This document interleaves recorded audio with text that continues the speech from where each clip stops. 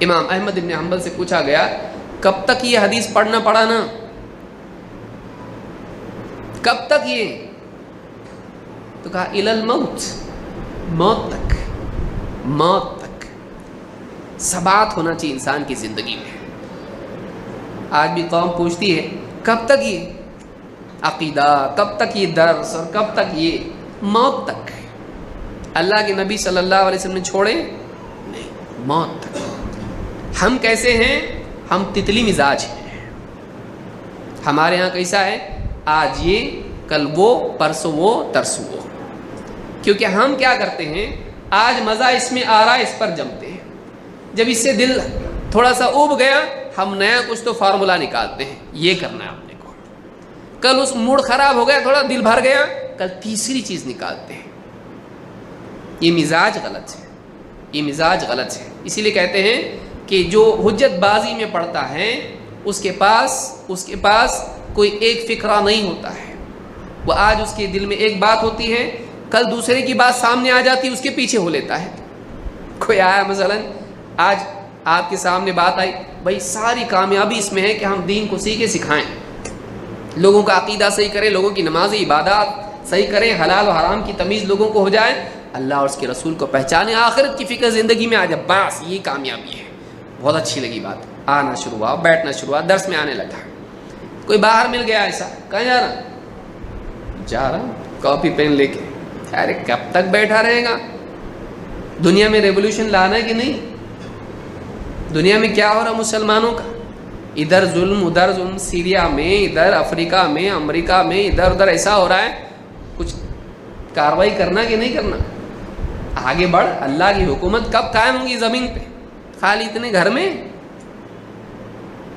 تو اب کیا ہو گیا اس سے؟ نہیں بھائی دین آنا چاہیے زندگی میں۔ ارے سن، بیٹھ ادھر، آج کا درس میرے ساتھ۔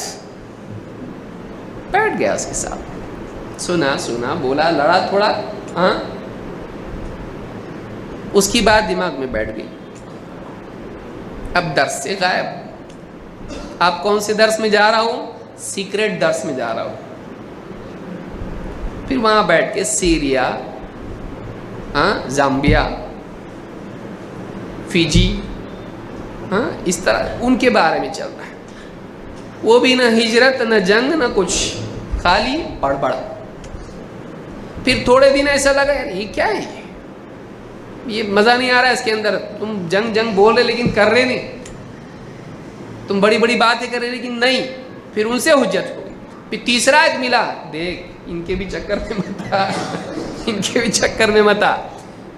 سچا رپورٹ دیکھا تو مسلمانوں کے پاس ایجوکیشن نہیں ہے، اپنے بچوں کو اسکول نہیں ہے پڑھنے کو اچھے، اسکول ابھیان میں شروع کر رہا ہوں، اس کے پیچھے ہو گئے، اس کے ساتھ ہو گئے۔ تیسرا کوئی ملا، ارے مسلمانوں کی نکاح وغیرہ، کوئی آدمی ملا، مسلمانوں کے جاب، کوئی کچھ اور ملا۔ آدمی ادھر کبھی ادھر کبھی ادھر، کبھی اس کا دل بدلتا رہتا ہے۔ قلب کو قلب اسی لیے کہا جاتا ہے کیونکہ وہ الٹتا پلٹتا رہتا ہے۔ آدمی کو چاہیے کہ اس میں ثبات ہو، ٹھوس ہو، جس چیز کو صحیح سمجھا ہے اس نے اس پر جمع رہے، چاہے موت تک۔ جیسے آدمی آج پوچھتا ہے کب تک صبر کرنے کا؟ جب تک صبر، مرنے تک صبر۔ بتا کون سی تاریخ کو چھوڑنے کا حکم ہے اللہ کا؟ 40 سال تک صبر کرو، اس کے بعد چھوڑ دو صبر۔ صبر کب تک کریں گے؟ علم کب تک حاصل کریں گے؟ دین پر کب تک چلیں گے؟ نماز کی کب تک تلقین کریں گے؟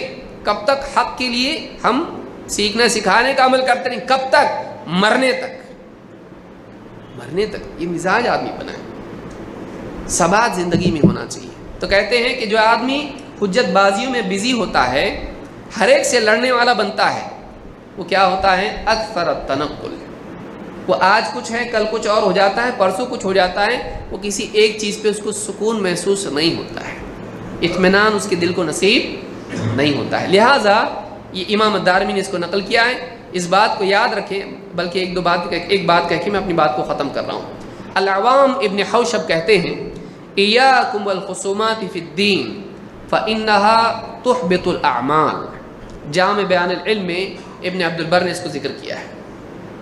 کہتے ہیں ایاکم والخصومات فی الدین، دین کے معاملات میں حجت بازی، لڑنا، بحث مباحثے، اس سے بچنے کی کوشش کرو، بچو اس سے۔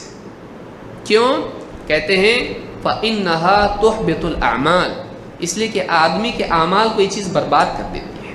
لڑنے میں بعض اوقات آدمی کی زبان سے ایسا کلمہ نکل جاتا ہے جو کبھی اللہ کی شان میں کبھی رسول کی شان میں گستاخی ہوتا ہے، جیتنے کے لیے آدمی بول دیتا ہے۔ مثلا کوئی آدمی شرک پہ اڑا ہوا ہے، آپ اس کے ساتھ توحید پر بحث کر رہے ہیں، آپ چاہتے ہیں کہ وہ توحید مانے، اللہ کی بڑائی بتانے میں کبھی نبی کی شان میں گستاخی ہو جاتی ہے، ہوتی کہ نہیں ہوتی؟ نبی کی شان میں گستاخی ہو جاتی ہے، نہیں ہونا چاہیے ایسا۔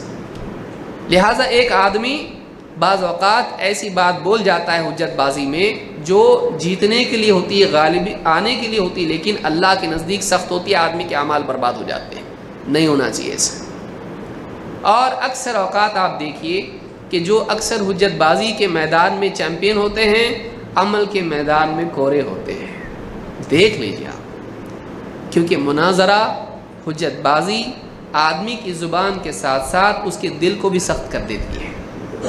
دل کی جب سختی زندگی میں آتی ہے، نصیحت کا اثر دل پر نہیں ہوتا ہے، اور آدمی کا دل سخت ہونے کے بعد زندگی میں بے عملی آتی ہے، زندگی میں ریاکاری آتی ہے، زندگی کے اندر اپنی ذات کو چمکانے کا مزاج پیدا ہوتا ہے، اور آدمی اللہ کے لیے جینے کی بجائے اپنی ذات کے لیے جینے والا بنتا ہے، نہیں ہونا چاہیے۔ شیخ بن باز سے کچھ بدعتیوں نے کہا ہم کو آپ سے ڈیبیٹ کرنے کا ہے، عبادی، خوارج کی قسم عبادی، انہوں نے کہا ہم آپ سے ڈیبیٹ کرنا چاہتے ہیں۔ شیخ بن باز نے کہا نہیں کرنے کا، ہم کو بولو کیا بولتے ہیں، ہم نہیں کرتے ڈیبیٹ۔ اب ہمارے طرح کوئی بیٹھا ہوگا مجلس میں، کرنے کا تھا نا، عالم بعض اوقات کہتا ہے نہیں بحث نہیں، بتاتا ہوں ماننا ہے مانو، نہیں ماننا ہے مت مانو، لیکن پبلک کیسا بولتی ہے ہونا چاہیے ڈیبیٹ، میں سیٹنگ کرتا سب، ہاں میں پولیس پرمیشن نکالتا، میں سارا کرتا ہوں، وہ نہیں جانتا ہے کہ اس کا نقصان کیا ہے۔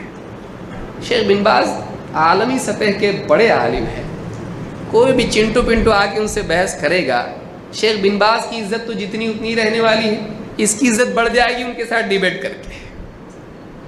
بعض اوقات اہل باطل مشہور ہونے کے لیے مشہور کے ساتھ بحث کرتے ہیں، اب وہ مشہور اگر ان کو موقع دے دے تو ان کو بھی مشہور بنانے کا، کل یہاں تھے آج یہاں بننے کا ان کو موقع مل گیا۔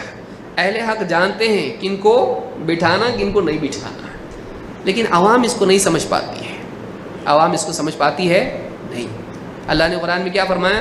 وَأَعْرِضْ عَنِ الْجَاهِلِينَ، جاہلوں سے اعراض کرو، جاہلوں سے کیا کرو؟ اعراض کرو۔ اگر ہر ایک سے جیتنا ہوتا تو اللہ کیا بتاتا؟ جاہلوں سے بھی لڑو، عالموں سے بھی لڑو، اچھوں سے بھی لڑو، بروں سے بھی لڑو، حد سے جیتو۔ اعراض کرنے کا مطلب کیا؟ اوائڈ کرو، اوائڈ کرو اس کو۔ جب جیتنا ہے تو اوائڈ کیوں کر رہے ہیں؟ اللہ نے کیا بتایا؟ ہر جگہ لڑنا سکھایا اللہ نے، اعراض بھی تو سکھایا نا۔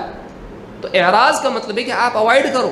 یہ عالم جانتا ہے کہ کہاں اوائڈ کرنا ہے کہاں نہیں، لیکن جاہل ہر جگہ کودتا ہے جہاں نہیں کودنا چاہیے۔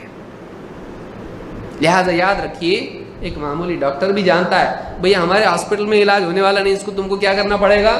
بڑے ہاسپٹل میں لے جانا پڑے گا کہ لاؤ میں کرتا، نہیں کرتا، اس کو بھی معلوم ہوتا ہے۔ لہذا یہ سمجھداری آدمی کے پاس ہونا چاہیے کہ کون سا کیس میری طاقت کے مطابق ہے، کون سا کیس میری طاقت کے باہر ہے۔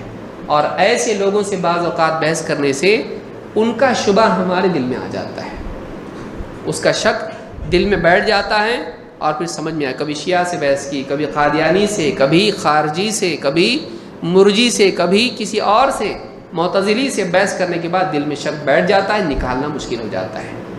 کس نے بتایا آپ کو کرنے کے لیے؟ علماء کے حوالے کیجئے بحث مباحثے کو، یا پھر آپ اتنا علم حاصل کیجئے اور پھر اس میدان میں آئیے، بغیر علم کے نہیں، بغیر علم کے نہیں۔ لہٰذا یہ چیز آج کے لیے کافی ہے، اور اگلے درس میں ہم دیکھیں گے کہ کم علم کے ساتھ اہل باطل سے بحث و مناظرہ کرنا کیسا ہے، اس کی شرعی حیثیت کیا ہے، اور سلف کا اس بارے میں منہج کیا ہے۔ تو 12 چیزیں ہم نے مکمل کی ہیں، انشاءاللہ اگلی چیز ہم اگلے درس میں دیکھیں گے۔ اللہ رب العالمین ہم سب کو دین کا علم حاصل کرنے اور اس پر عمل کرنے کی توفیق عطا فرمائیں۔ اقول ھذا واستغفر اللہ لی ولکم۔